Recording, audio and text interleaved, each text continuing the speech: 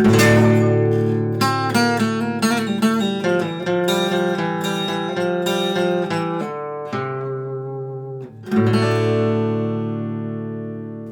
to Aliens and Cowboys Podcast. We're back.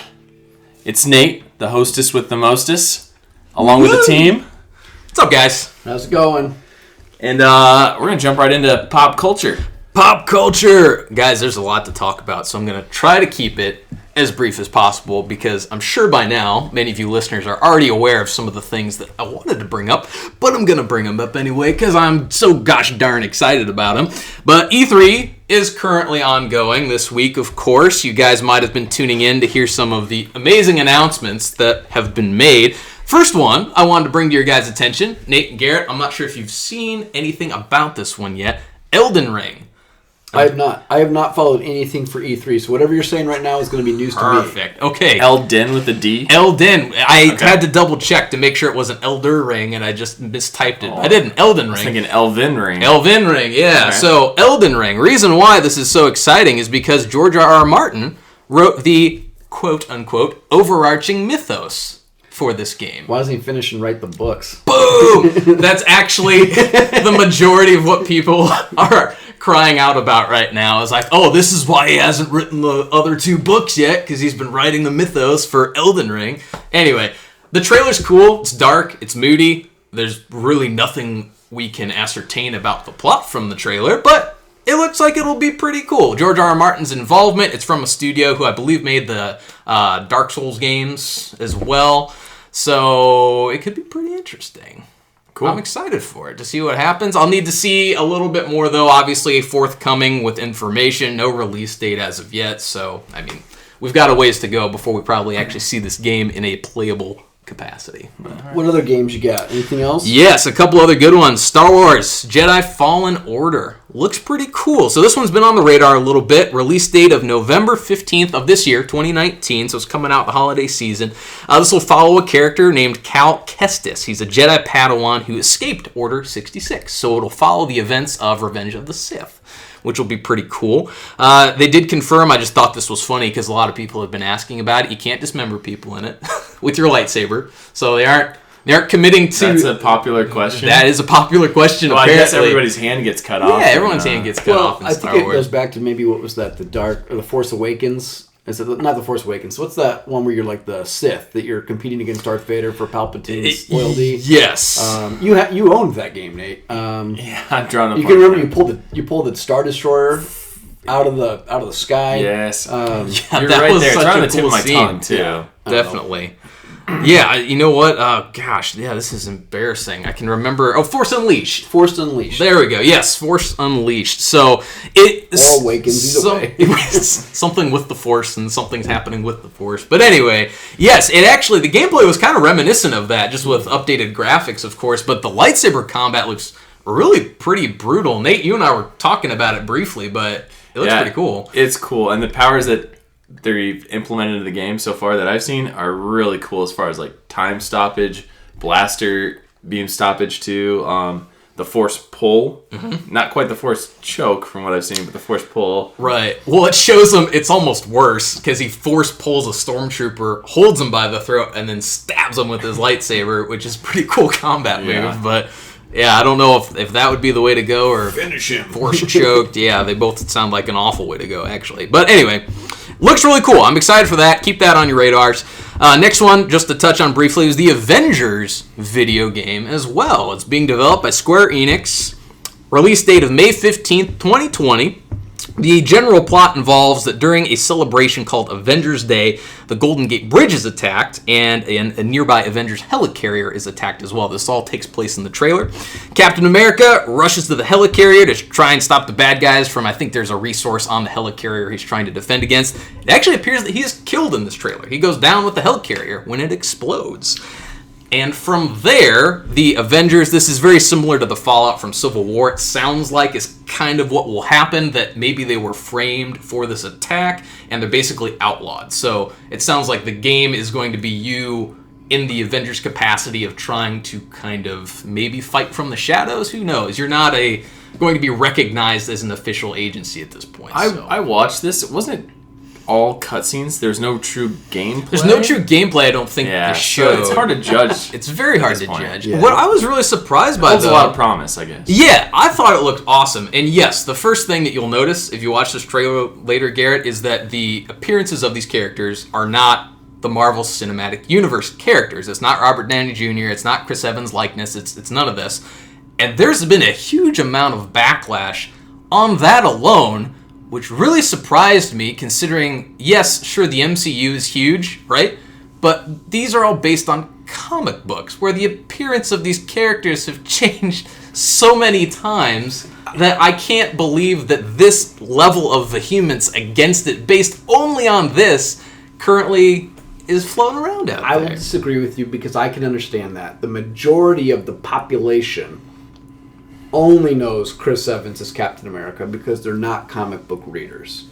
Okay? Yeah, but you're talking it brought it to the main culture, forefront of pop culture, and that's how everybody recognizes them. So especially Robert Downey Jr., I can't even tell you what Iron Man or Tony Stark looks like without picturing Robert Downey Jr. I can't tell you. I've never looked for him in a comic. I don't think I've ever seen him in a comic. Captain America, I've never seen him without his hood on or whatever it is. So I'm not reading comics, but Right. I know for the majority of people, I don't picture anybody but these actors. Sure. I understand where you're coming from on that. I disagree with the general population who that is their only reference to it, right? Yeah. But you're not paying homage to the Hold on. comics If you go either. back to like old classic, I don't know, like 1997 NBA Live. Do you know how ridiculous it was that you had to play as number 23 and not Michael Jordan for basketball games? Yeah, that's right. He was like the best player in the game, but it wasn't Michael Jordan. Yeah, well, And he had like 5 pixels to make a head, too. I know, so. but what I'm saying is when you have the likeness, what's the problem with going out and grabbing that likeness? Because that's how people know these characters. Yeah, and I think that's... Could be licensing rights. I think it was licensing Of rights. actors? I couldn't Sure it is. confirm that, but it does surprise me that if Marvel... I mean, they had to get official licensing from Marvel That to make Marvel this. wouldn't have the rights so to why these would they guys. not? Yeah, I haven't dug deep enough on that to see if there's more behind the scenes there, but... The footage is probably sitting in the CGI shop somewhere. I'm sure they've made a virtual mold of their head and could just like imprint it on the body in the video game. Yeah. I mean, half the work's done for them already. I don't know. How about this? At the very least, the voice. You could do the voice. I get it if you're not going to use the face, but a lot of the times the faces will be covered. Budget constraints. Yeah. They found a guy that sounded similar to you. I understand that you're saying people can get over it. The gameplay might be great, which you don't know because you haven't seen it. We don't know. So let's put it this way.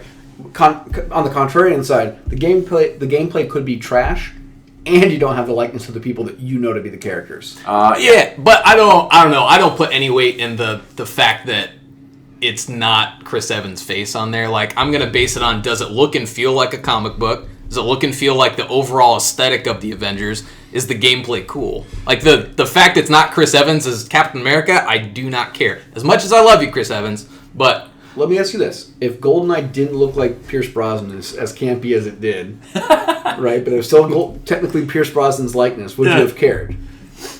It's a If it Caucasian wasn't man Pierce with Brosnan, brown hair. in a game, I can't say that I really would care all that much. I think it depends on the game, admittedly, okay? It might depend on the game. But I'm on gameplay here too, because if you really enjoy playing that game, you're gonna forget about everything else along the way too. But my biggest fear is that like everyone jumps on the branding of something and they don't put near the budget they need to into that either, and they just cash in on a cheap game and convince people to buy it because it says Avengers on it. Yep.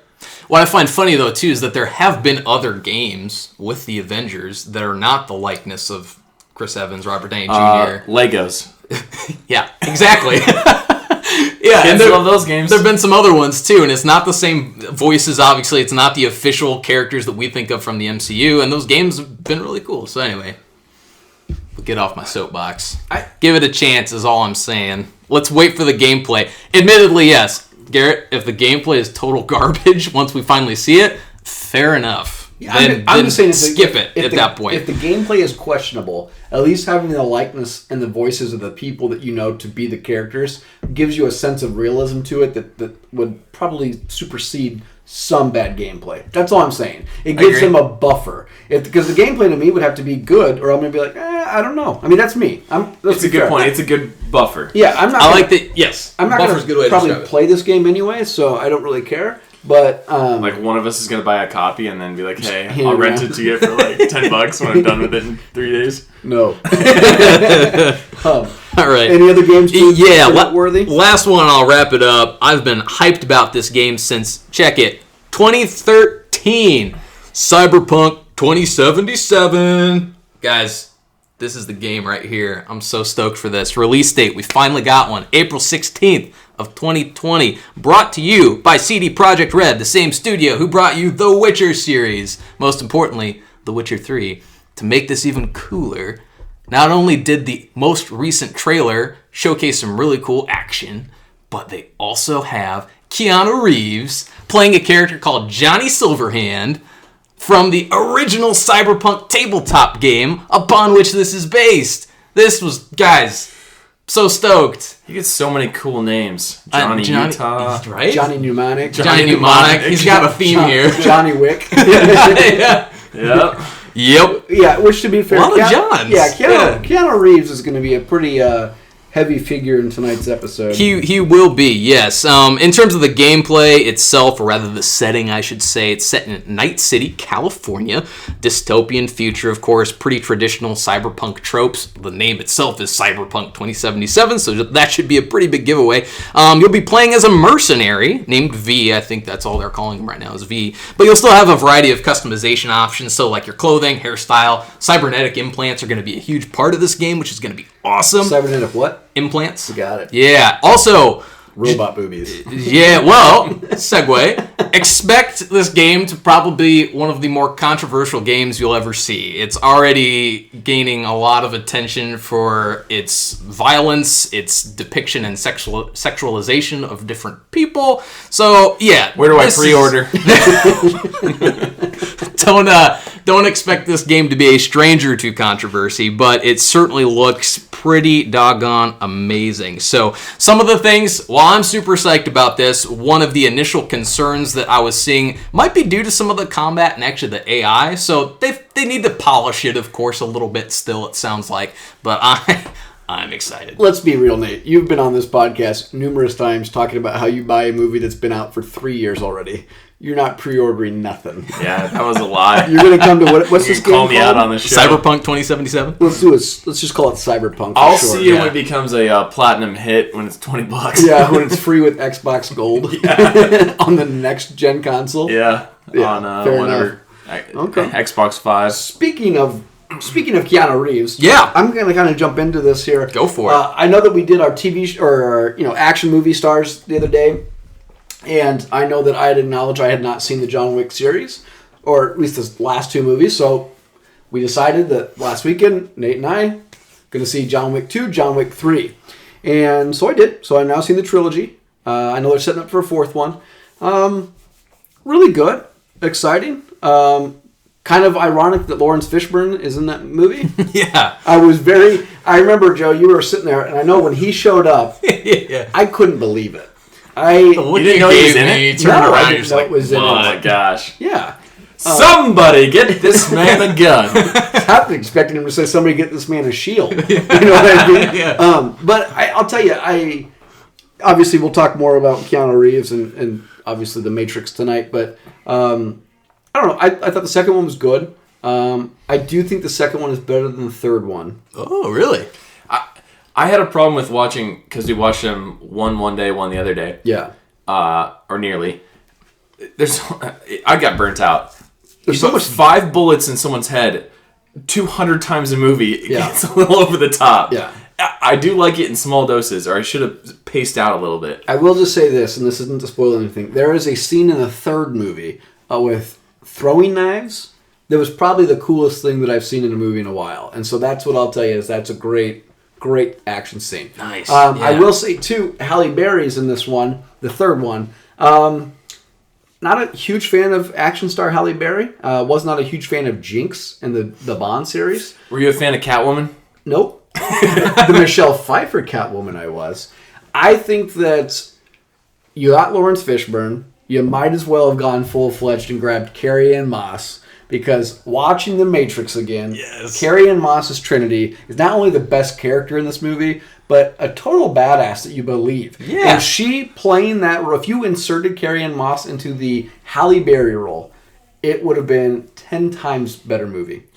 So I'm going to step in because I don't think we introduced what our topic actually is for this episode. We did last week. We did last week. Okay, so we're doing it on The Matrix. And for anybody who's listening, The Matrix stars Keanu Reeves, Lawrence Fishburne, and Carrie-Anne Moss. So it's essentially the three Carries of The Matrix also in John Wick. Should be. Carrie-Anne Moss is not. She's not yet. I'm just saying that I feel like the movie would have been better and a little bit more of a wink and a nod to have her in the third one in the Halle Berry role, or if not, let's introduce her into clearly what's going to be the fourth one now that they've announced that Keanu Reeves has announced that he will continue to do them as long as people are going forward. Yes. And I don't know how many more movies I want to see of John Wick, and I don't want to make this a John Wick-centric podcast episode. I'm okay, and I will believe him getting stabbed and shot, okay? Not going to disregard that. I'll go ahead and be on roll for that. I'm not going to believe he can get hit by so many cars and survive. He gets hit by cars. Hit by a lot of cars in John Wick 3? Gosh, he got hit by 2 back-to-back.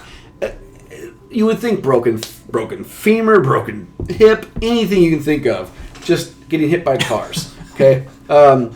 Especially with him not being like a genetically enhanced person that we know of, really kind of throws that out the window that he can take such force trauma. Again, I'll buy the stabbing, I'll buy the shootings. That's fine. Can't buy like getting hit by immovable objects. Fair enough. Okay.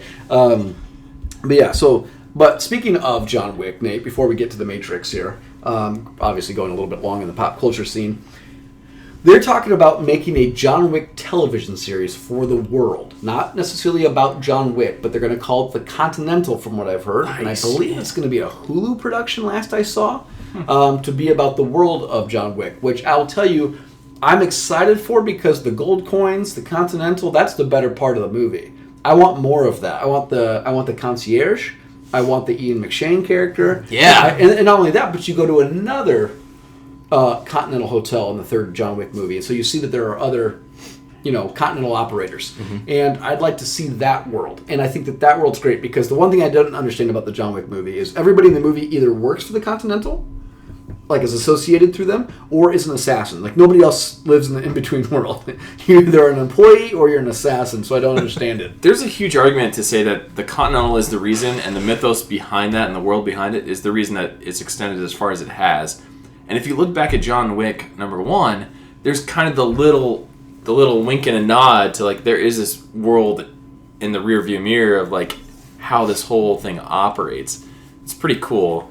And it's very subtle in the first movie until they really expand upon that in 2 and 3. Yeah, they really hit you with the lore in 2 for sure. Yeah, well, I mean, it's good. They hit you with even more of it in the third one. Sweet, as far as like I'm excited to see their it. high table aspect of it. Okay, like this organization that runs everything. Sure. But yeah, so saw that.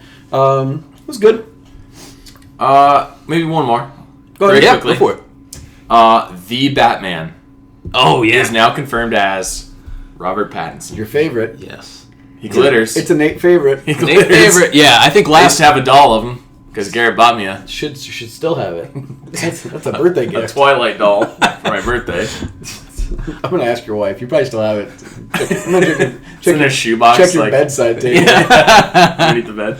I think. What's your guys' take on that? Yeah, last we talked about this. I think it was speculated to be Robert Pattinson. So yes, now confirmed as Robert Pattinson. Also confirmed. I think when we previously brought this up, we didn't know if this was the same Batman that we have referenced previously that'll be coming out in 2020, 2021, somewhere in there. And it is. It's all the same thing. It all lines up. So that future Batman release, Robert Pattinson has been cast as Batman in that same Batman movie that we have brought up as well. So yeah, I'll kick off there, Nate, to answer your question. I'm on board with this. I think we need to give him a chance. Everyone freaked out when Heath Ledger was cast as the Joker, and look how great a performance he ended up turning in. There's been all kinds of examples out there of people that aren't the initial choice or not who people might initially think of, but they're still able to turn in not only great performances, but they've completely redefined the role sometimes. That's a great point. So I'm totally on board for this. Let's give him a chance. Yeah, I agree. And Heath Ledger did turn in the second best Joker performance. We discussed that.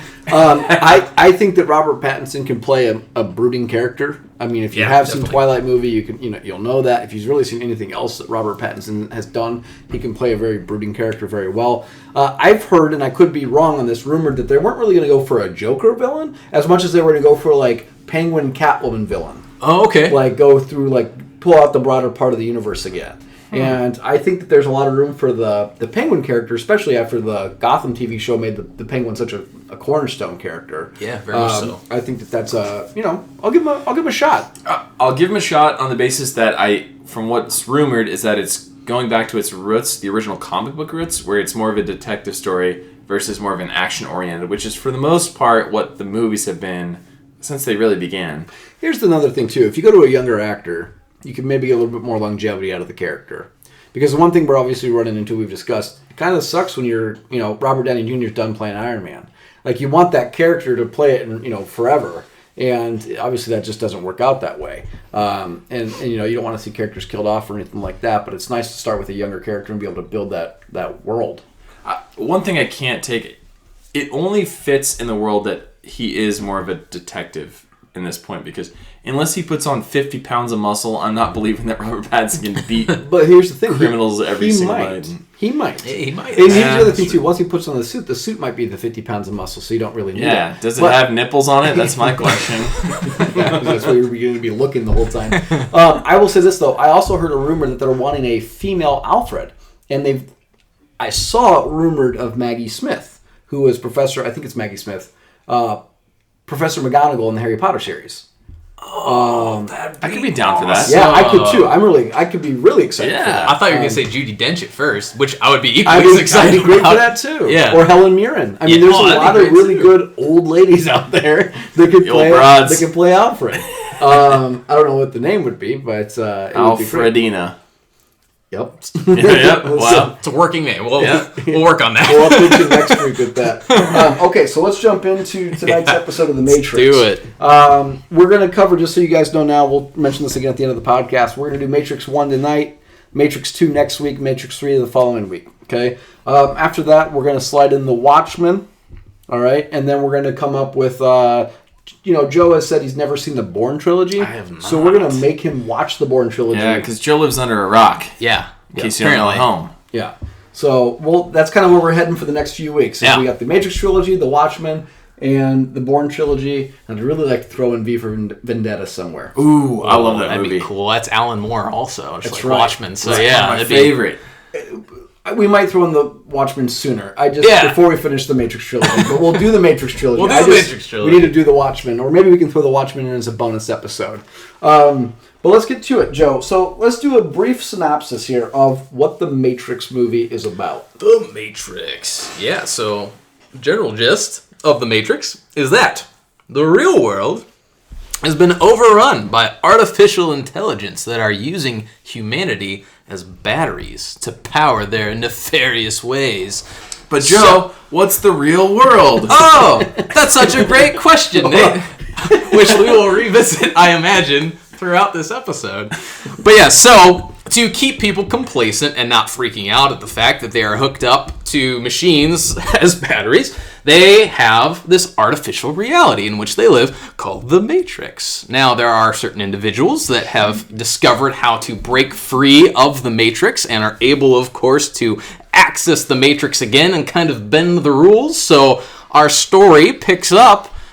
Well, first we get an awesome combat sequence with Trinity, but after that, of course, we cut to Neo and are introduced to Neo, who is a hacker, and he follows the White Rabbit down the proverbial rabbit hole and discovers the reality of his situation and chooses to take the red pill and wake up. And he is the one who can also control the Matrix, unlike anyone else. Okay. That's a pretty darn good synopsis. Thanks. Just doing that off the cuff. Hopefully. Yeah, very good. Very good. I kind of threw that curveball out. Yeah, you did. No idea that was coming. So, first thoughts on rewatching this, because I have not seen this movie in a long time. It's been a while for me too. Yeah. What do you think, Nate? Yeah, I didn't watch it. I watched a bunch of clips. Kind of get a review. I have watched it so many times, though. I was trying to find some little tidbits on that I didn't know, behind the scenes type stuff. Cool. Okay. I will. So, Do you want to go, Garrett? I can't even. Hold on. Garrett, you told me I'm playing the role of the layman. Yeah. Now on the podcast, so But I love how you deep dove. You know what I mean? Like you're not watching. He's over watching the movies we're going to cover. He's going to do all the behind the scenes footwork. I get you. Yeah. Okay. fill So a niche. brief synopsis, Nate, or not brief synopsis. Sorry. First thoughts on the clips you rewatched today. First thought. So I remember watching this movie with my friend Jordan on DVD back in 1999, probably late 1999. Okay. It was released early 1999. It was one of the first movies I had actually watched on DVD at that time. Oh, yeah. So also think back, this movie is now 20 years old, 2 decades old. Yeah. That's crazy. But it was one of the first, I don't want to call it high def because that term is different now than it was back then, but it was high def for the time period. And you were converting from VHS to DVDs or laser discs, which I don't know anyone who actually had laser discs, but in any case, watched the movie. I think it held up pretty well throughout time. There's a couple instances where I had things that didn't age well, which we'll jump to that later. But all in all, I love the philosophical themes it had. They transcend time. But you know, I loved it just as much as I did back then. Awesome. I agree. I thought the same thing on that rewatch, is that this really held up. I had not seen it in quite some time, but it really held up to how good I remembered it to be. So was very pleased with that on the rewatch. Also, we'd kind of talked about this last episode, about our action heroes that we were talking about. I actually really do like Keanu Reeves in this role. I know we talked about how other actors could have portrayed the role as Neo. We'll get to that in a little bit, which is certainly true. But I think at the time especially, Keanu was able to kind of channel that nerdy hacker kind of archetype at the beginning and then kind of transform into maybe that unlikely hero as well. So I think Keanu was able to do that in a way that maybe other kind of more well-known action stars maybe at the time wouldn't have been able to do. It's the transition that I found important from hacker and kind of, you know, someone who seems to be very shy and introverted, and then becoming Neo, who's able to be the savior of mankind, essentially. So I really thought that was cool on a rewatch as well. Supporting cast, of course, awesome. We talked about them previously. We'll readdress that. I'm sure you're coming up as well. And just the special effects, many of which I thought in this particular movie still do hold up pretty darn well. So many iconic moments. Every scene almost has such an iconic moment in it, or an iconic line of dialogue of some kind. Yeah. Such a good movie. I love it. Okay. So my thoughts on rewatching it, I fully forgot about the Trinity scene at the very beginning. Okay? Totally forgot. And to me, that's one of the best scenes, because it's the part where she kind of floats up in the air and does that like praying mantis type move where she does that kick, right? Yeah. Totally forgot about that. Great scene.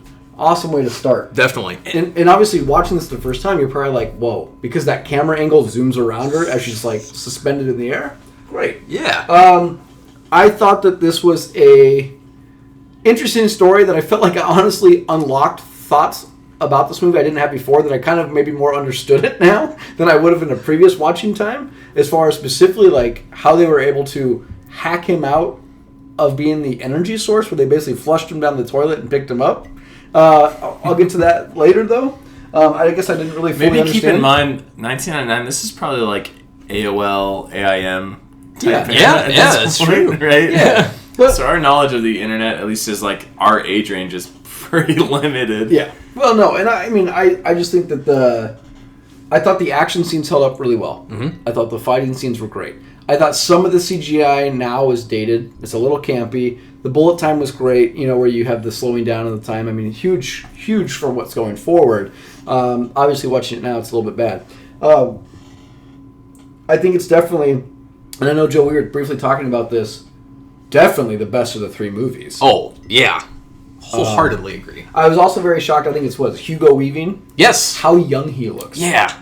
He looks incredibly young in this movie compared to like Elrond as Lord of the Rings. Right. Yeah.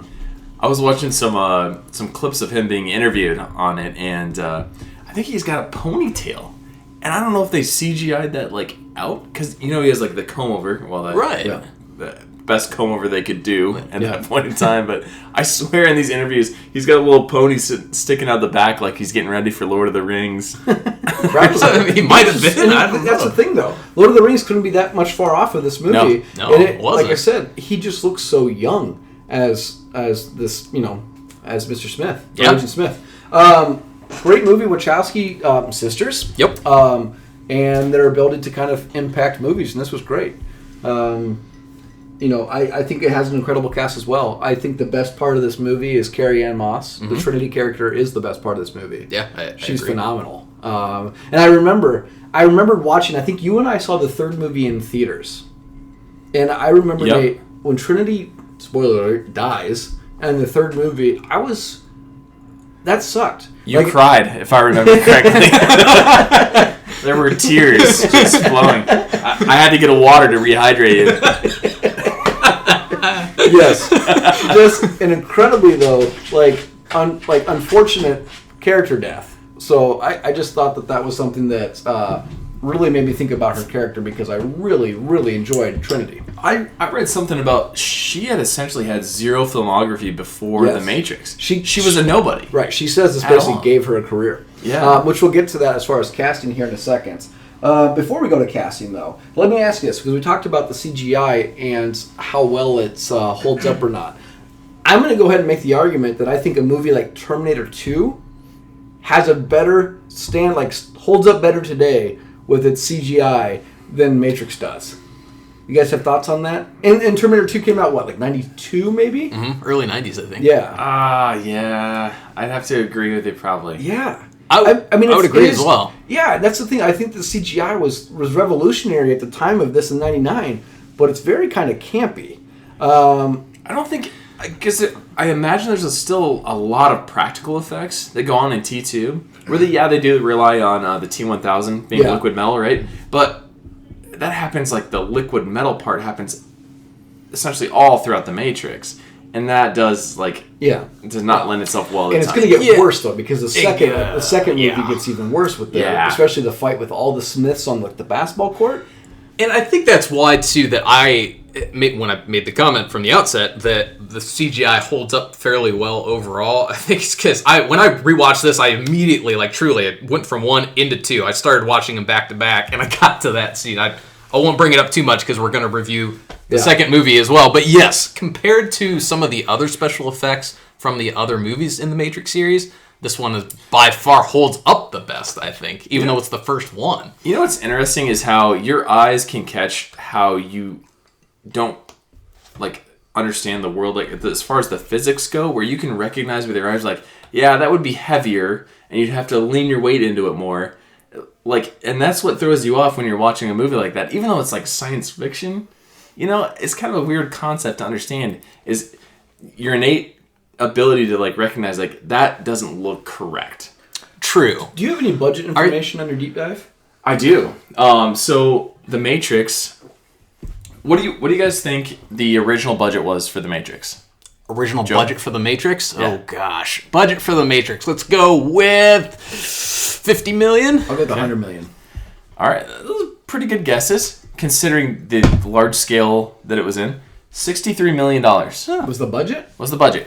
Given that the Wachowski sisters, the previous movie that they were related to was a handful of million, 5 million, single digits, right? Yep. Mm-hmm. And there were a lot of concerns at one point to say, how do you jump these people from over 10 times what you thought they were capable of before to this, right? The risk involved from the movie production standpoint. But guess what it produced on just the first movie alone?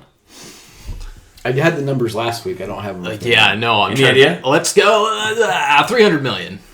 $463.5 million. Nice. Yeah, it's huge. It was very successful. The following two movies don't even come close to that, and they have much higher budgets as well. Is that even? Are you accounting for inflation with that as well? No. Probably not. Yeah, I didn't carry the. No, that's fine. I'm just curious if that was something where they were accounting for inflation or not. Because when they do the comparison, they do actually consider inflation at that point, but it still doesn't hold a candle to The Matrix. which holds to your guys' point. This is the best movie. Oh, it is. I mean, it's not just the best movie. First off, it's the best movie story-wise. Yeah. Because the problem is, once you get into the next two movies, you get bogged down in Zion. And not just in the second one, especially in the third one. The only thing about the third one that was great was the Mech Warrior fight against the Sentinels, which was kind of really neat. Let's go to actually, I got a question as far as just for going back to first thoughts. Sure. Why is he so pasty? Keanu Reeves is really white in this movie. I think that's just they're playing up the fact that he is a hacker and he spends all his time in his room and doesn't see daylight very often. Yeah, but every one of the other people spends all their time on a ship in real life and doesn't see sun either. And they're underground, and they're still tanner than he is. Joey Pants? Maybe he doesn't drink milk, which has vitamin D, which typically the sun gives you. I don't know. Okay, just asking. Might be a stretch. These are just my thoughts on rewatching the movie. Yeah, no, that's perfectly valid. Before we go to casting changes, I got a good question for you. I asked this question to Joe at work because we were bored. Shouldn't say that. If anybody at work's listening, we weren't bored. We were working really hard, but I still asked him anyways. Red pill or blue pill, Nate? Give me the blue pill all day. Unless I'm the one, and I already know it. Okay. Can I have this in writing? That I'm So- the I had a note to bring this up later. So the blue pill is the Matrix. You understand the Matrix? Yeah. So you want that the entire scene steak. about Cypher eating the steak? Yeah. Okay. Perfect. I'm so glad you brought this up. Ignorance is bliss. So here's what I asked Joe. I said, Joe, if your family was a construct of the Matrix and they actually were not real, and you could take the red pill or the blue pill, the red pill, you would free your mind and go live with Morpheus and those guys on the Nebuchadnezzar, living underground, eating porridge all day. Yeah. Okay? Or you could take the blue pill, stay in the La La Land, stay in the Matrix, and ignorance is bliss. And Joe said what? The red pill. In either way, because you phrased this to me, in two different ways. One scenario being if my family was strictly a construct, so if they had no physical embodiment outside of the Matrix, would that alter it? And then if they had physical presence, if they were also batteries, quote unquote, outside of the Matrix. Red pill either way. If I learned the truth that my entire reality is not, quote unquote, real, and that those family members are just constructs without any actual physical presence in the real world, then that's all a lie. So I'd want to take the red pill. If then on the flip side of that, my family in the Matrix does have physical embodiments outside of the Matrix, red pill again, because I want to free them too. Now, what if you're not the one, though? Yeah, that wouldn't matter. Stop you? No, that wouldn't stop me. Because Morpheus isn't, Trinity isn't, and they're able to kick some serious behind. So maybe that's a philosophical question too, to be like, humans have the capability to provide feelings for inanimate objects too, and have sentimental value for things that don't share feelings for them or anything else too, like like a memory or a trophy that I don't know. How about this? Because this kind of ties in a little bit. There are actual documented cases now of people experiencing loss, true grief over the death of characters in films. This is a thing. People are seeking counseling because of how they connected to these characters that have now died on screen. Do you have any examples of the characters? I don't. I'd have to look back into the study that I had. I think it was tied specifically. Game of Thrones was airing again at the time, so Game of Thrones was brought up as a big catalyst for this argument in there. It's like and the also worst Avengers, show you though. can watch if you had that condition. But also Avengers was brought up as well. So some of these characters. I think I have the anti-condition. You could kill all the people in Game of Thrones, and I wouldn't have cared anymore. Get rid of them all. Okay, so Nate, you said you will take the blue pill no matter what because you're not the one. Yep. You already know you're not the one. If I didn't know, I'd give it a chance. If I thought I might be the one, I'd probably take the red pill. Take both pills. Whoa! Yeah, the way they play that techno music, you probably steal both of them. I love that in the actual idea of like the techno music and everything that you're basically taking pills. You know what I mean? That's funny. You go to this guy's random place. He's a random dude in sunglasses and a leather jacket. Well, take this pill. He takes the pill and he starts tripping out. He's like, he touches the mirror. Oh my god! What is happening? And he just came from that party. Yeah. They're playing Rob Zombie blaring over the speakers. Yeah. I think I'll go with ignorance is bliss because the one thing that I just looking at the way that they live their lives, I don't want to live like that. And here's the other thing. We can maybe tackle this later. I thought about this. I thought about the Cypher steak scene. So let's go to that scene here. When he's talking about, he's like, I know the steak's not real, but I miss it, essentially, right? Kind of like what you're saying. But it still sends impulses to my brain that tells me that it tastes good. The other thing about this, though, is maybe these computer programs, like the people who created the Matrix, should have made everybody happier in their, whatever not real life they're living. If Neo wasn't a hacker living in a really crappy apartment in a really shitty part of town, maybe he doesn't leave the Matrix. If you would have made people happy, give them money, give them jobs, whatever it is, since it's a construct, people might not jack out of it. Fair point. Counterpoint, they actually do explain that away. In the first one? In the first one. Yeah. It's when Agent Smith is talking to Morpheus and says, we actually tried to develop a world that was essentially perfect, but like our real world minds rebelled against the idea of it. Is that when he puts that truth serum in him at the end and he's trying to like get the sodium pentothal? Yeah, he's trying to get the codes to Zion or whatever from Morpheus. Which is like an interesting concept because like you artificially induce his mind with sodium pentothal and he's supposed to believe that actually occurs in his head. I don't know. That's some weird stuff. Yeah, there's some trippy stuff. And then he's supposed to tell you the truth. Yeah. Like, it's not real. No, I was just curious because like I just thought to myself, I think about all the times they show the city. It's gritty. It's dark. He lives in a really crappy apartment. Mm-hmm. I mean, he doesn't look like he's having fun. He's got that, like, Mr. Incredible job. Or the guy from even the Wanted movie. You know how he goes to, like, live in the cubicle or whatever? Oh, yeah. Those scenes are very reminiscent of each other to me. Yeah. Yeah. Mm-hmm. Sorry, Chris Pratt. And when he gets he's the one with the... Yeah, you're right. But also, when they go to the subway, and I know the subways are dirty, trust me. I've, been in many of them, but... Like, it's so gritty down in that subway. You're like, what is he missing? Like, but then you see what he's living on, and he's, like, living in this, like, steel container eating porridge all the time, 24/7. And Zion is not, spoiler alert, Zion's not that much greater of a place to live. No, it's true. So it's I just... warmer. Yep. It's by the core. It's by the core.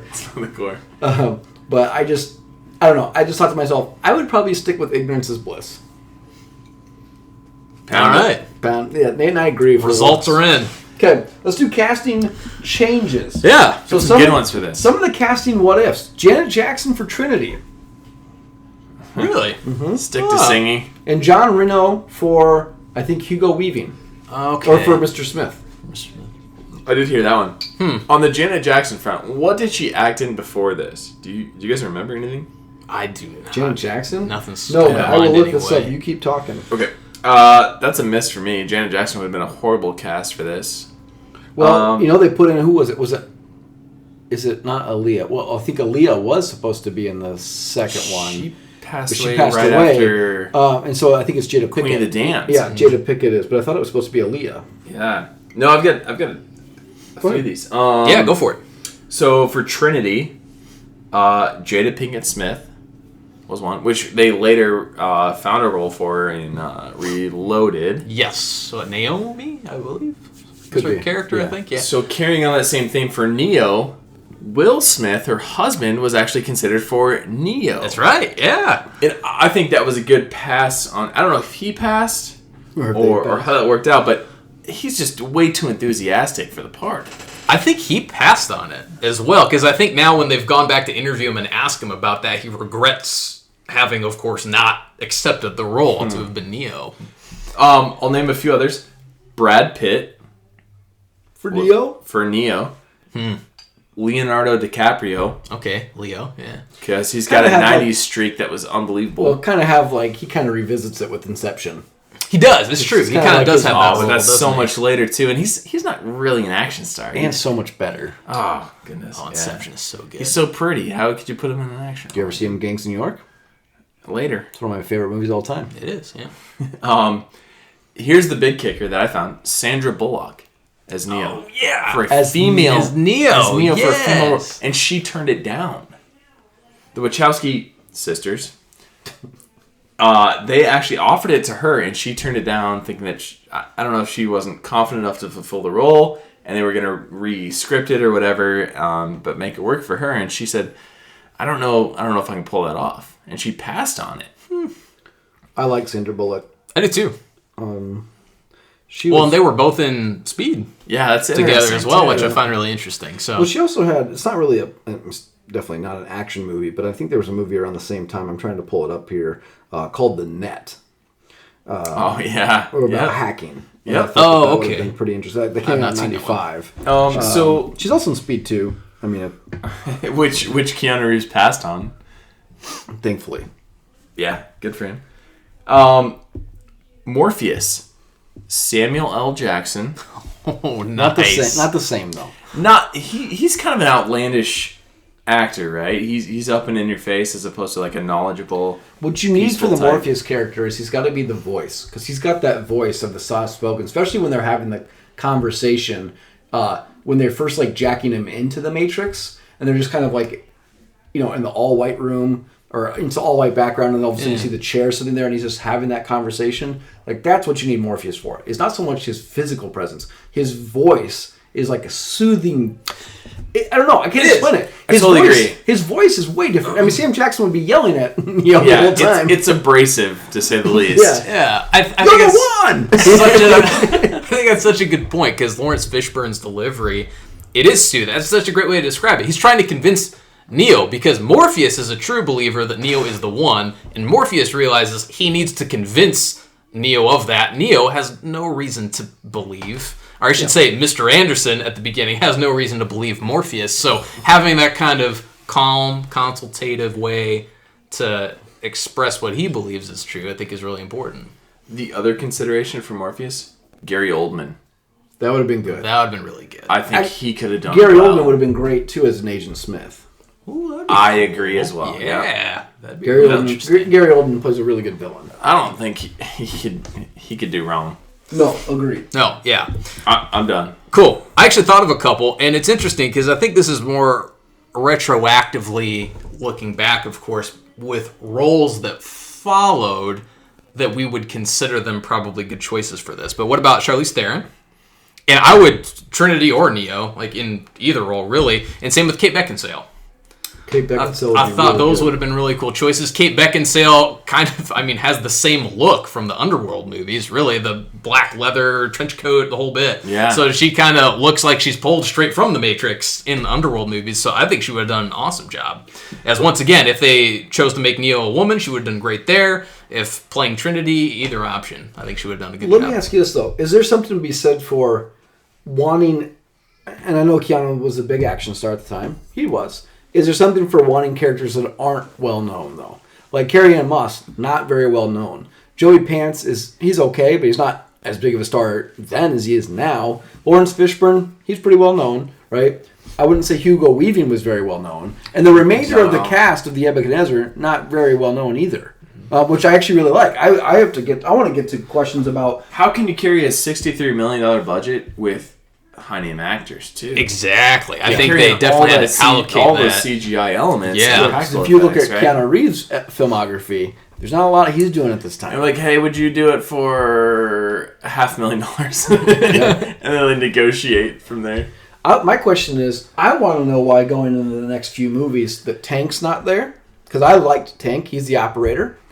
I really liked APOC and Switch. Yes. I wanted more of their characters. I thought they were great sub-characters. Yeah, well, I think pretty much everyone dies, they do. Obviously. I know they kill them off. Is it Tank or Dozer?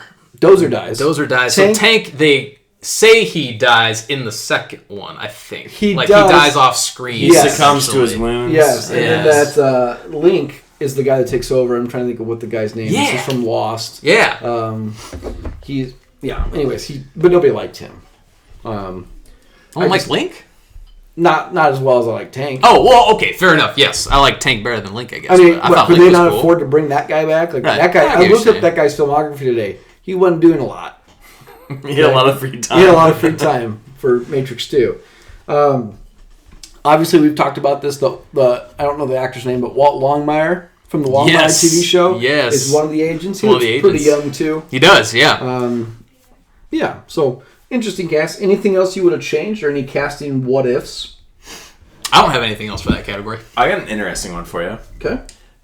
So this comes in a later scene where Neo's getting introduced into how everything works in the Matrix, right? The woman in the red dress. You guys know anything about her? As the actress? As an actress, yeah. Oh, no, I do not. Yeah, she's a very limited filmography. It was filmed in Australia, and you'll find that like quite a few of the individuals kind of filled in from Australian roles. But she was actually a part of the 2008 Olympics for field hockey. Oh, really? In Australia. Oh, that's cool. Can I just tell you the best part about this is there's a scene where Mouse goes, "Do you like the woman in the red dress?" And they specifically say, "Were you watching me, or were you watching the woman in the red dress?" And of course, Nate brings out "Do you want to know more about the woman in the red dress?" You didn't even watch the movie. I thought people wanted to know. What clips were you watching? It's stuck in my mind.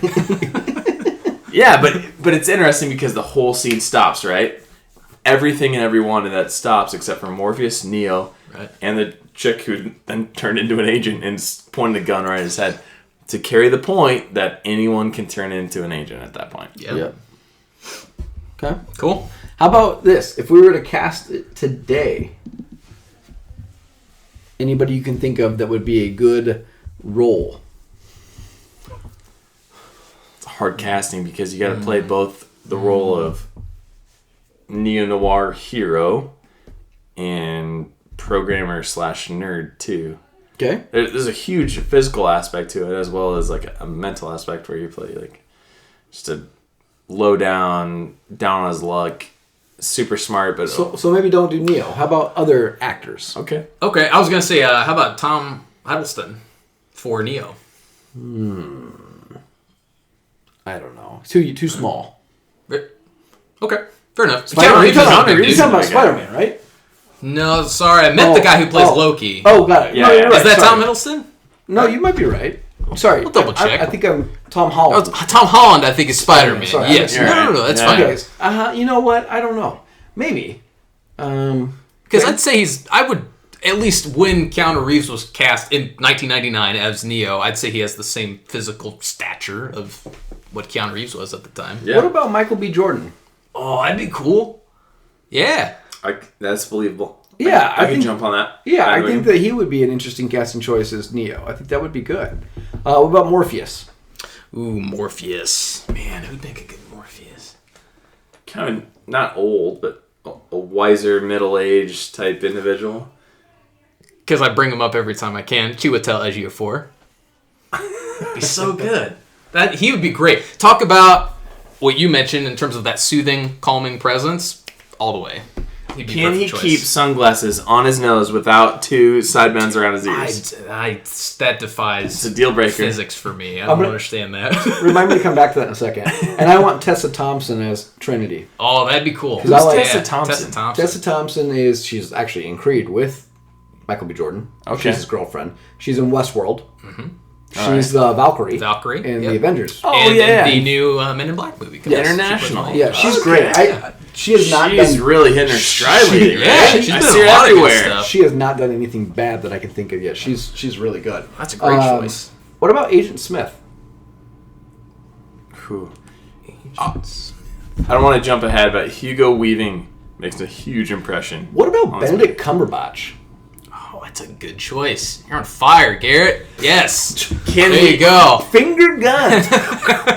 Very intellectual Yes. when you look at him, but can he present himself as a physical presence? He did as Khan. Thank you. Yes. He has some of the greatest in that Star Trek movie. That's some of the greatest fight sequences, in my opinion, that I've seen in a long time. Yeah. Like, I definitely buy him as I a don't physical remember powerhouse. that, so I can't recall how well he did it. I think he'd be great because he's kind of got that British accent a little bit. I think he'd be great in the monologues that Agent Smith gives, where he's talking at Neo. I think that would be really, really good. And second thought, I agree with you. He hasn't really played a villain yet, has he? Besides Khan, I guess Khan was. He was a villain. He was the voice of Smaug, which doesn't count. I get that doesn't count, but he has some great dialogue though in The Hobbit. I think that would be great for Benedict Cumberbatch to play the villain here. Okay, let's do next. How about best scene? What is your favorite scene in this movie? Best scene. I want to hear you guys' before I share mine. Sure. Mine was actually kind of a toss-up, so I'll just say them both and cheat and give 2 answers. But first one, Neo's fight with Agent Smith at the end. At the end? At the end. Train station showdown. Yes. Yeah. I really love that fight sequence. And obviously the whole resurrection of Neo as well, which I think was really cool. Boring. Otherwise, I like the Oracle Oracle's scene a lot. I love that interaction between Neo and the Oracle. Oh, and, see, I like the interaction I wanna between jump into that. Neo and the kids. well, that's great. The whole scene in the apartment is There's so much outstanding. good dialogue about the spoon and is it the vase? Yes. What's really going to bake your noodle on is if you would have broken the vase if I hadn't said anything. And I think that actress died before the second movie. Oh, did she? The third movie. The third movie? She passed. Oh, so she wasn't... Okay, that's right, because she gets... Okay, because they make the story that because she helps him in the second, she has to... Her programming changes. Yeah. Oh. It's the way they got around that. Yeah. I didn't know she actually died. I think she passed away. Oh, Yeah, maybe we just revisit that quick for people who don't understand.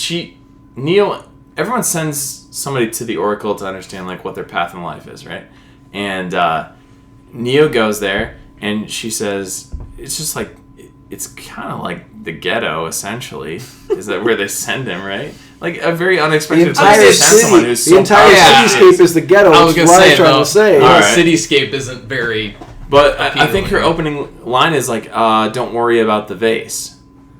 As soon as he steps into the room, and he goes, what vase? And he turns around and he knocks over the vase. Right. And he goes, oh, I'm so sorry. And she goes, I already told you, don't worry about it.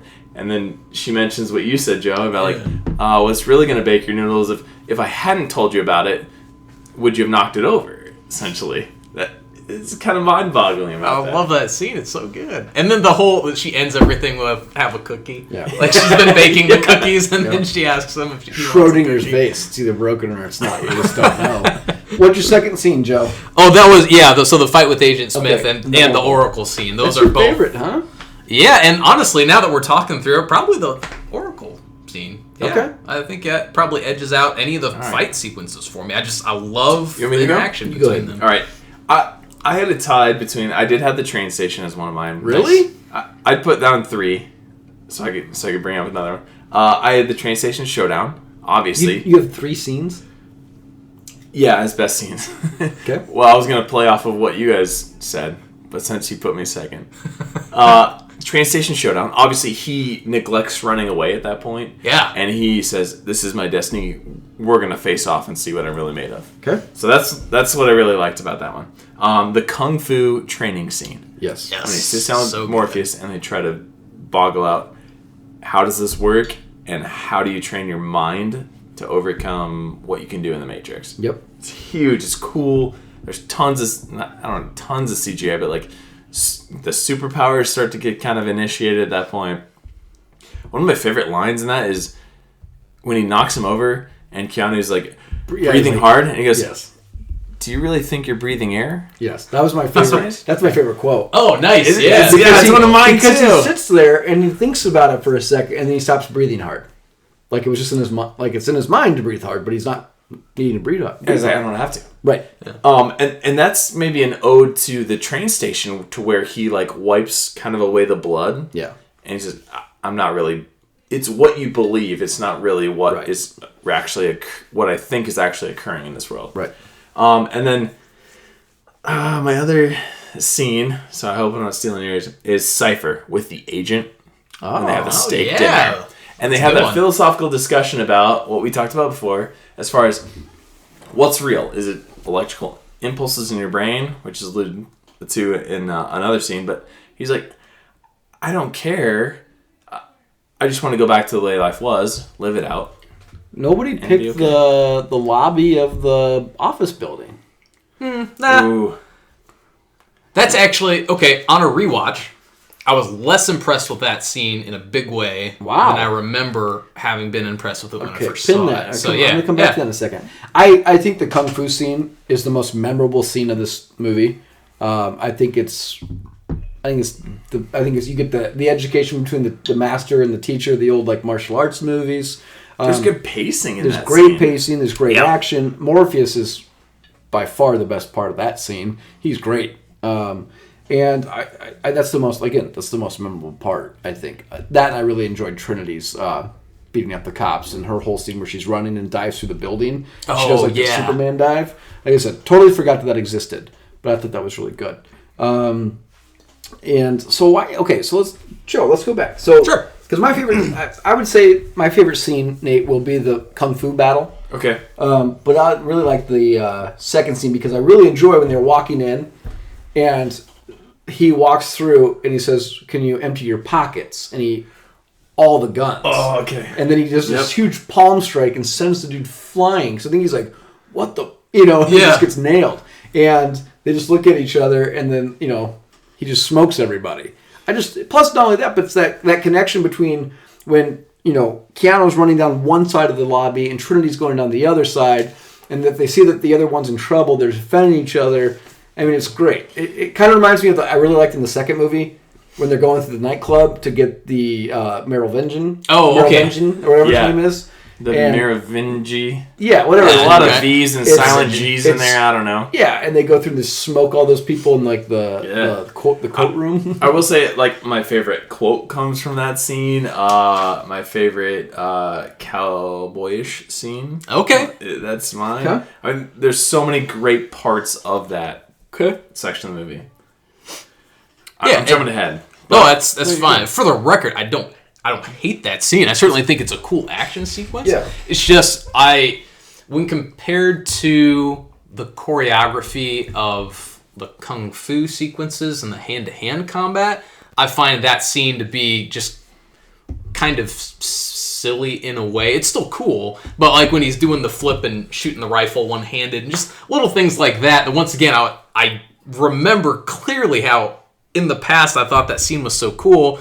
I mentioned this to you the other day, Garrett. John Wick has ruined me for gunfighting sequences, and no scene made that more apparent to me than this one. No, and that's so it's just, and like I said, I like the scene. It didn't hold up as well to me as I remember it having. I understand, and I understand that John Wick is a completely different action movie than this is. I'm just saying, at that particular time in 1999, can you think of another movie that had something like that impactful of a shootout scene? No. The only thing I can totally think of agree with you in that sense. Is going back further is like Terminator 2 with the minigun. Yeah. Where he kicks out the office window and he's just working all the cop cars over. Yeah. I mean, it's something that's pretty... And then he just pulls out that rocket launcher. I think it's... I agree with you. It's not John Wick level go through the lobby. But does John Wick survive that lobby? Oh, well, I would say yes, but... I mean, he pretty much does survive situations like that in the movies. The whole tunnel sequence if he in had John Halle Wick 2. Berry, he would have. Yeah. Okay. And two dogs. So let's do... And two dogs. Let's do best quote then. Yeah, who wants to start? Nate, go for it. Okay, I'm gonna jump on the FBI building when they infiltrate it, and they're looking around and they're the most conspicuous people you would ever expect to walk into an FBI building, and they're like looking around and trying to analyze everybody, and the guy goes, "Please remove any metallic items you're carrying, keys, loose change," and he goes, "Holy shit." Because it goes in the metal detector, because they just went through the loading program with guns. Yeah. Lots of guns. Yeah. Yes. And then he palm strikes him. I'll tell you the one I liked is going back to Joe talking about the Oracle. It's not the Oracle so much as it is his conversation with Morpheus once he saves him. Whereas like Morpheus, you need to know I went and talked to the Oracle, and the Oracle told me, and he goes, "The Oracle told you everything that you needed to that you needed to hear." Oh yeah, I thought that was great. Like, don't tell me what the Oracle told you. Just know the Oracle told you what you needed. That's what I really liked, is that he never really comes out and tells anybody what the Oracle told him. So, well, I guess he does. He does say the Oracle says he's not the one. And he does say, well, the Oracle, But she kind of alludes to, like, maybe you're waiting for another life or something like that. She kind of hints and nods towards it. But yeah, she does say you are. But she does say, you are not the one. She's a scam artist. She's a Zoltan. Zoltan. Yes. I'm really glad you just did that. Yes, Zoltan. Nerd alert. Yes. and we'll get into the second one when we talk about all the other Neos that existed and stuff like that. So, because, kind of like Nate brings up this point, it's like, and I kind of wanted to have this conversation then, if we're talking about the Oracle again, are we sure that Neo is, in fact, the one? Or are we just saying that maybe he just hacked the program? He is one of the ones. Or that anybody can hack the program? No, it's like every iteration, A1 breaks the program, and maybe he is the one because he decides against everything that the previous ones... This sounds so dumb. You're baking my noodle. Keep going, Nate. I'm on a great roll. Hey, how about beer you Run with it, though. But... Yeah, somehow he makes a choice different from the previous I can see ones. the listener counter just declining right now. I thought it was skyrocketing. It's like Enron stock just tanked. When it goes up, don't put me on that pedestal. I'm just a regular guy. To be fair, we are asking the guy who watched the clips of the movie to deep dive into like. Yeah, I think the last time I actually watched the movie has probably been over a decade. Jesus. You heard it here, folks. You'll watch the second and third one before we cover it, though, correct? Yeah, fingers crossed. Well, at least they're on Netflix. Yes. Okay, Joe, your best quote? Yeah, short and sweet. Spoken by Trinity at a scene I'll revisit in a little bit. Dodge this. Okay, I had that one on my top 5. Let's ask this. How does she sneak up on this agent? Quietly. She's I don't know how that works in the Matrix. Like, an agent doesn't know how to understand sound. Okay, I'm glad you guys are bringing this up. Because hold on. He basically knocks Neo to the ground with the bullets that graze him. He's walking up. He just totally forgets that Trinity's there? Yeah, apparently. Oh, Trinity Stark all of a sudden. I get it. I thought she was your favorite part about this movie. She is, but that part was not believable. Jeez, the Ice King on the roof. I know. I get it. I give her a pass on this one. They cool, needed though. to make it's it cool. Yes, exactly. She is the best part of this movie. She's the best character. I She's agree. got the best action scenes. Yes. She is the best. She is the best. But yes, I just think that quote is amazing. That whole sequence is amazing, which, once again, I'll put a pin in that because that's my scene for It's funny because they build up this whole premise about how if you are the one, you can dodge. You won't have to worry about dodging bullets, and like the machines can do it, and then Neo can do it, and then she's like, "Oh, hey, try to dodge this," and just caps him. I'll think about this though. I think what they should have done in this movie is had I get the Morpheus fight with Neo, the Kung Fu fight. Oh, okay, yeah. Would it have been more impactful if Trinity had a fight with him instead? Ooh, interesting. I think at this point it serves the purpose of the story better, I would argue, to have Morpheus do it. What if Morpheus just beats him and they do a second Kung Fu fight, but he doesn't want to hit Trinity or whatever it is because he's too much of a gentleman for that purpose, so she just whoops on him and he ends up becoming the one in that fight. Like he ends up like doing the thing where because he doesn't actually ever hit Morpheus. He stops before he hits him. Right. So what if they did that where he's ended up able to basically almost hit Trinity? I just think that would be a better fight sequence because, again, there's more Trinity, more action, which is better. I don't know. Trinity even holds Morpheus up on a pedestal, and like he is the most manipulative of the Matrix itself, which makes him the most powerful. So if you can overcome the most quote-unquote powerful person in the Matrix, that makes you the most powerful one, and possibly the one in the process. I don't know. Okay. Maybe this is justification for it. I don't know. Yeah. No, I agree with you because at that point in the story, Morpheus is very much in that mentor role. But I would also think it would be cool to have a different scene that revisits a similar training sequence that's between Trinity and Neo. That could be really cool Which as would well. Which would be awesome. If there was only the option for one, I would pick the Morpheus Neo fight that we do get in the movie, but I would like to see another scene. That'd be cool. Yeah. What about gift or item or advice that you would give to one character? And I'm going to go first, Nate, so you don't steal mine. I doubt you're going to steal my 3. I would give everybody McAfee virus protection to prevent the agents from basically taking over. Yes. And John McAfee's a beast. What a psycho that guy is. Okay, go ahead, Nate. Put that on record. First of all, I'd give everybody the blue pill. Problem solved, right? Nice. And in conjunction with that, crocodile type coat they can wear anywhere they want to, and lastly to Neo, a limbo bar, because that dude could out limbo, excuse me. Yes. Anybody at any Hawaiian cookout they want to. How low can he go? How low can he go? Nate, those were fantastic. The blue pill's great. Joe, where you at, bro? Man, okay, well, I didn't have an item. It was more advice, which I'm curious. I'm curious what you guys think about this. Don't take pills from randoms. Randoms. Also a good one, yes. Mix them both, make a purple pill. Really, pretty much, actually, everything Neo does in the beginning of this movie, like, that's a life coaching moment. Yeah. First off, let's not be a hacker. Yes. B, let's not go out on a work night. C, let's not take roofies from the weird dude you just met with the leather jacket. Exactly. No, I thought this would be interesting, though. Morpheus tells Neo everything that he needs to get him interested enough to take that pill and actually wake up to the reality of it.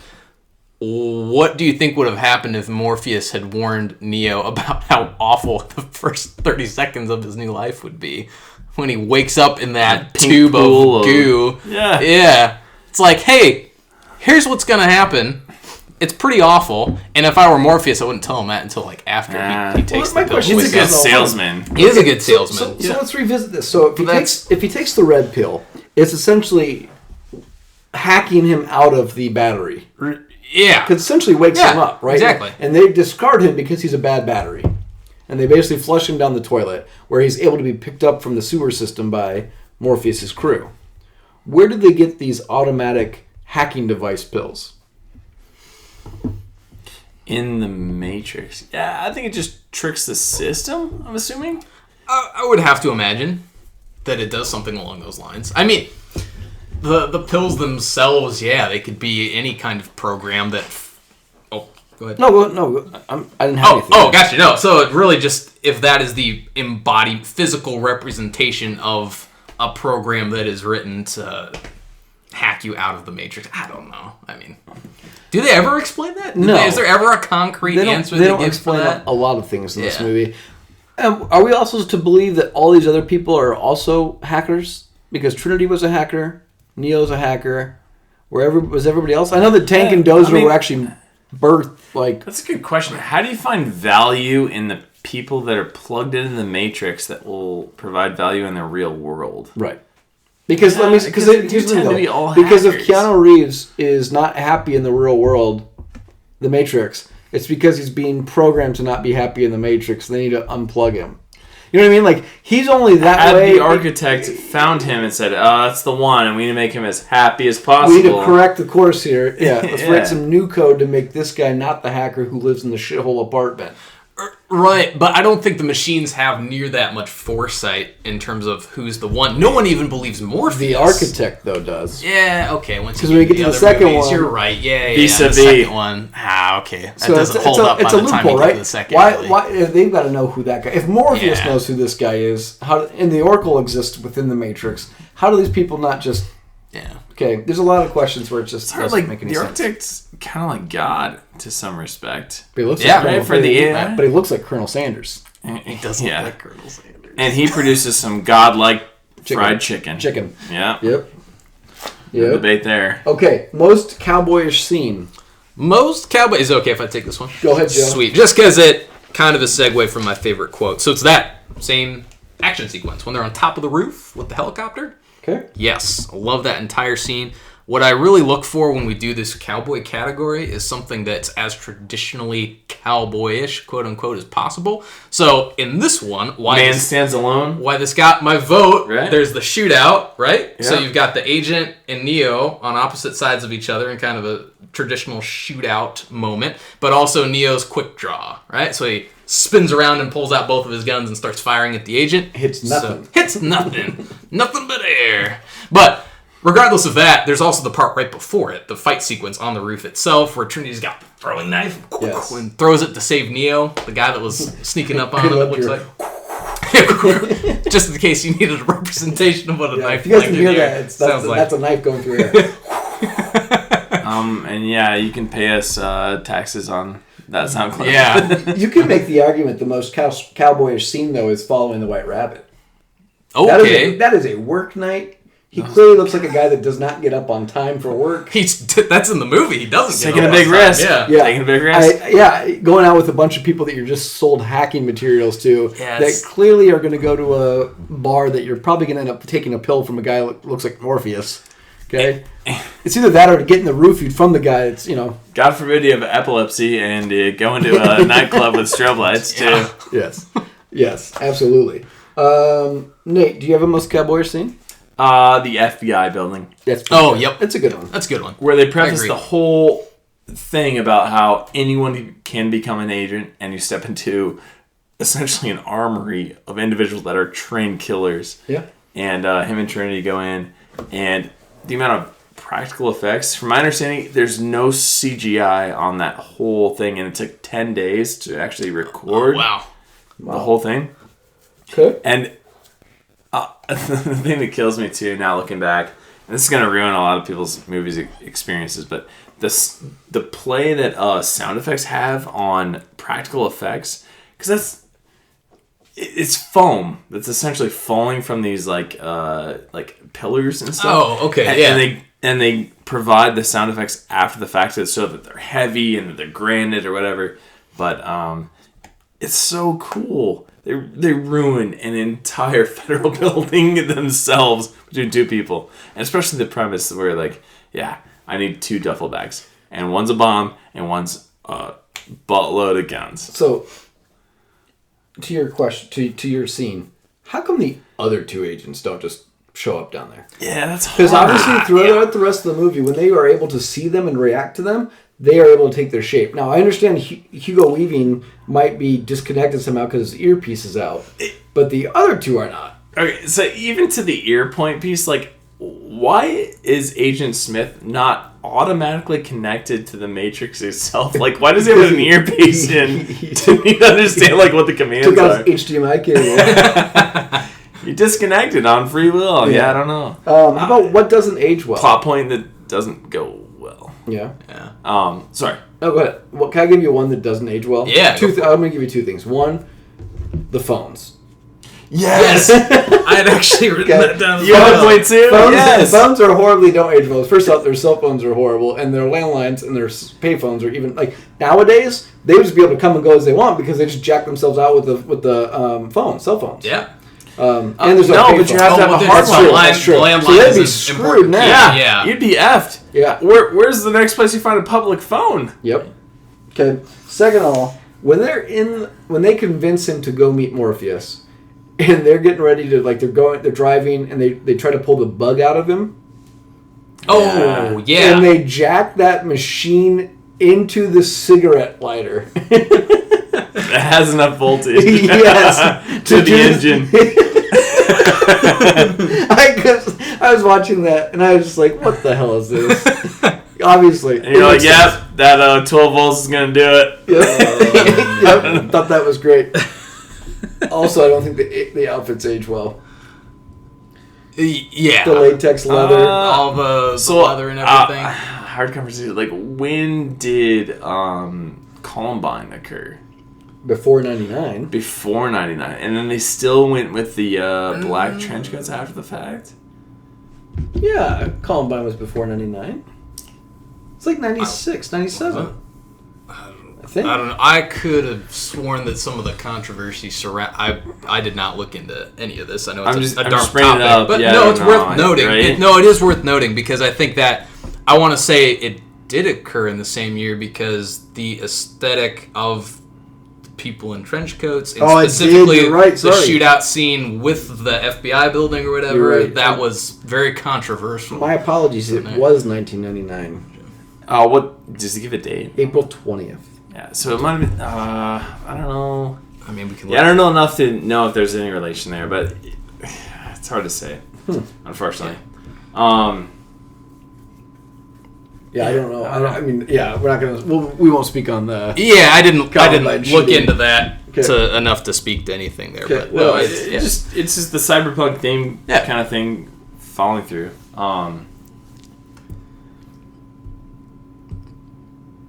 It's good dead air. Yeah. We're going to have to cut that out. What else you got? Go ahead. That was mainly the same things I had, actually. I don't necessarily want to reiterate them. The phones I found kind of funny. The special effects, I won't revisit that too much. Some of the special effects don't hold up well. Let's take some feminist critiques I'll here. say Agent Morphing. Agent Morphing. Yeah, so there's a sound effect that goes along with the agent morphing where they take over a human being. Oh, okay, yeah. It's like a dial tone. It's almost like a dial tone. And I don't know, people can't relate to that nowadays. No. There's no way. People can't relate to a lot of this nowadays. I know. How about this? How about the idea of Trinity's character basically waiting for love because the Oracle told her? That doesn't age well. Yeah, that does not. And I also think the 3 agents being all males don't age well. If this was today, that one of those 3 would at least be a female. And should be a female. I think there's great. Because essentially they're a program. Doesn't matter if they're male or female. They beat up anybody. Yeah. Yeah. So I agree. And looking at it from that sense too, there's. And I apologize for forget the gal's name as well. The other gal that's in their group originally Switch? before she gets killed. Yeah, it's a Switch. Yeah. So you've got Switch and Trinity, and outside of those 2, the only other character that you really have that's a red female dress? is the woman in the red dress. Nate's So favorite. yeah, those don't. That doesn't hold up too well. I agree with you. Yeah, I just think that there's a place for those, and obviously in the next 2 movies they'll bring in more female characters, not counting the Oracle as well. Oh, true. But Yeah. but I feel like having Obviously, Trinity's yeah. character just sitting there waiting for love to show up is just doesn't. She's too strong of a character. It's a little bit of a disservice. Yeah, to yeah. As my favorite character, resilience, she yeah. shouldn't be waiting for. No, I agree. Especially how they even present that at the end, where she's like talking to him outside Yes. of the Matrix. That whole scene, I was like, ugh, okay. Yeah. Yucky. Who won this movie? The Wachowski sisters. Well, they did go off and make another 2 movies, and I think they did V for Vendetta. Like their they did? yeah, their career clearly. Yeah. Their career clearly gets made after. I have this. 1, 2, 3, 4. I have 5. 5 people that won the movie. Yeah, in order. Oh, Go ahead. With number 1, Wachowski sisters. That's a good one. That's a very good one. Number 2, Hugo Weaving. Okay. Because is he unknown at this point? I'm assuming. I don't know if he's unknown, but he's not. I don't know as his famous filmography. yet. This clearly made him way more famous. And then I think Hugo jumps into Lord of the Rings after The Matrix. Excuse me. Yeah, I do believe that was his next film after The Matrix. Keanu Reeves. It's a revival of his Speed 1995. Not 4 years later. Lawrence Fishburne. Mm-hmm. Yep. And then I go to Carrie-Anne Moss. Okay. Yeah, As who won? She came from nothing. Yeah. To be number 5 on the list, that's still great. Well, I would think that Keanu win. I don't know. The Wachowski sisters winning this is really good because of what they're able to do with their career post this movie. Because Keanu was you could make the argument How to convince people to even make this movie, because I think that was huge in contention. Keanu was probably a bigger star before this movie's made because his Speed and because of Point Break. Those are like some pretty big action movies in the 90s. I would argue and agree with you, he probably revitalized his career for a while, but after the Matrix trilogy, it's a while before he does anything from John Wick. Yeah, there's I agree. a lot of... I'm not saying he's not in movies. I'm saying that being in the movie, something's got to give with Jack Nicholson and Diane Keaton isn't... It was like drama and romantic movies Right. from then on out. Yeah, Hey, he the did a lot of that Replacements kind was of really stuff, good. so. I love Footsteps the Falco. Replacements. You know what I found out on Yes. Keanu Reeves is how many times he's deferred payment on his own salary to bring in larger name actors. Oh, yeah. for their Yeah. salary. Yeah, I've read stuff like that too. The dude just seems like a good guy, which is really Joe's a cool. fan. I'm a big fan of I hope Keanu. he's I am not that too. guy that you like when you finally meet him. He's like a total jerk. I hope not, but I genuinely don't think that he would be. I mean, I don't know. He seems super cool. Of all the celebrities out there, Keanu Reeves. There's an article. That's on the him guy I'd today. love I to think meet. there's an article in the Atlantic today about how he doesn't, because it's been in the news lately about the photos with him, how he never puts his hands on people. How if he puts his arm around you, he makes a point to not actually put the arm on you, therefore not touching anybody, therefore not assaulting anybody in this Me Too era. But there's an interesting article about how God his photos- forbid. Jesus. Anyways, Joe, who do you think won the movie? I was going to say Carrie-Anne Moss. All right. That would have been. She's the best part of this movie. 0 to hero. Is it? Yeah. I would say I think she's- it's a real. Go ahead. But yeah, the movies themselves are absolutely a great platform, a great launching point for her career. And the fact that this is her first major, or truly first, you said, acting credit? She was in Memento, though. Does Memento come out before this? I think it does. She's in Memento. Okay. Ooh, gotcha. I love that movie too. Okay. She's this is the one that she self-proclaims is the one that put her on the map. Yeah, well, it's her biggest movie. Oh yeah, easily. And this is her best performance in all three of them, though. She's better in this than she is in the next two as well. But to be fair, they're all better in this than they are in the next one. I think that has to do with just the writing. Yeah, in a general sense. Yeah. Should this movie get a reboot, sequel, or do you want a TV series? Oh, you added that last point, the TV series. Ooh, curveball. Oh, buddy. I want a TV series. Okay. With Neo or without Neo? No Neo.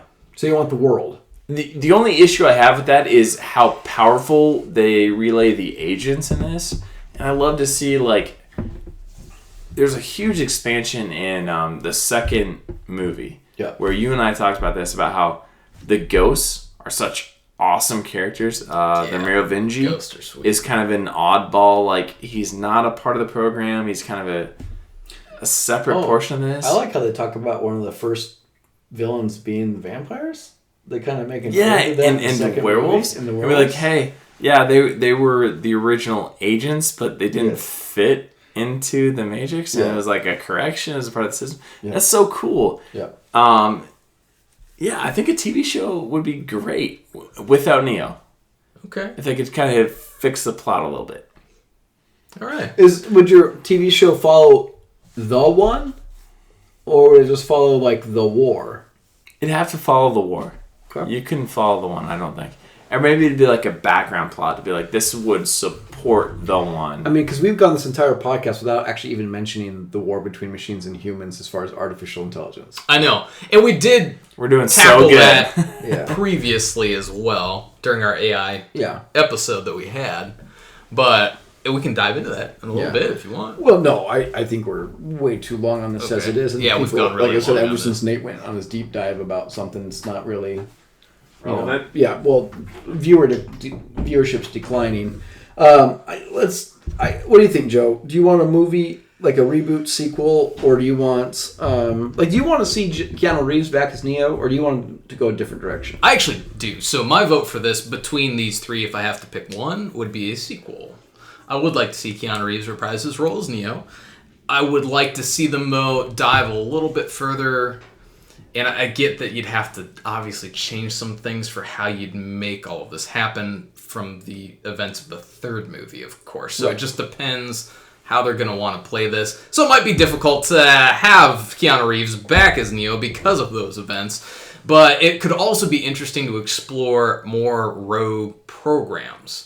And that, admittedly, might lend itself better to a TV show. So I think it'd be really interesting to see more agents, kind of like Agent Smith from the first movie, where they're starting to explore this idea that they have the power to do what they want, to go against their own programming, and kind of see how things cascade from there. So that could lend itself better to a TV series, possibly. I'm going to argue don't touch it. Okay. I'm going to argue leave it alone. Yeah. I know there's the Animatrix out there that kind of goes into the world building. Very true, I'm not really asking for this world to be built. I'm not really asking for this reboot or sequel.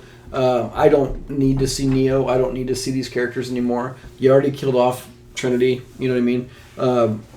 Leave it alone. It was a great trilogy why it happened, but we don't really need to reboot it. We don't need a sequel. I definitely don't need a 10-part Netflix show.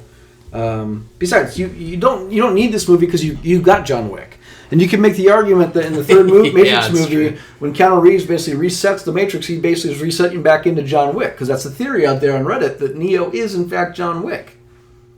That's a stretch. Whoa, Nate! Did you not? You watched John Wick 3. Anything's possible in the Matrix. I mean, he doesn't die. He gets hit by cars and survives. Civilians don't seem to care at all that there's gunfights happening everywhere. That was one thing I made a comment to Nate. I'm like, are cops non-existent in this world? Because well, I love that scene in John Wick 2 where they're firing Commons up top on the upper walkway and Keanu's down below, and they're just firing at each other. No one notices. Yeah. Nobody can hear it. I digress. I love that scene though. It's so funny. Anything else to put a bow on this episode that went really long? Hollywood should have stopped at number 1, but they got cash greedy. That's why I'm telling you, don't build this world. Leave it alone. Okay, fair enough. We'll be back next week with the Matrix Reloaded. Reloaded! And again, following week, probably Matrix Revolutions. If not, we'll maybe throw V for Vendetta in the middle there somewhere. Yes! Not V for Vendetta, The Watchmen. Oh, The Watchmen, yeah. The Watchmen. No, We'll still get to V for Vendetta. Yeah, we'll get there. Yeah. Nate's a big guy. Hugo Weaving. Now that I think about it. Yes, very true. Natalie Portman. Natalie Portman's in that one. Heyo! But as always, guys, go out, give us a 5-star rating, leave us a review, give us a comment.